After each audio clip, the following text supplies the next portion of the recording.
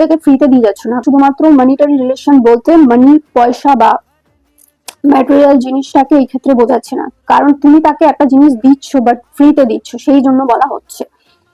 এক্ষেত্রে তোমরা বলবে যে বাবা মারাও কথা শোনায় বা বকে, কেউ হয়তো তর্কে খাতিরে বলবে, আমার সঙ্গে তর্ক করবে, কিন্তু আমি সেই তর্কের জিনিসটা বোঝাতে চাইছি না, সেই জিনিসটা বোঝাতে চাইছি সেখান থেকে তোমরা অলরেডি ফ্যামিলিকে দিচ্ছ না। যখন দিচ্ছ বড় হয়ে সেটা আলাদা কথা, বাট ছোটবেলায় যখন দিচ্ছ না কিন্তু বকা খাচ্ছ সেটা আলাদা।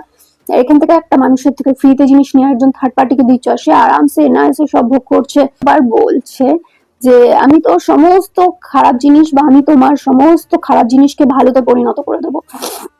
এখান থেকে ভালো জিনিসগুলো নিচ্ছে, নিয়ে এদিকেই সব নিজের কাজে লাগাচ্ছে, নিজের কাজে লিখতে বলছে আমার কাছে এসো, come to me, I will make you in a good person, whatever you have any bads or dirty things, I will make everything with good. মানে তার সঙ্গে ফিজিক্যালি রিলেশন করো,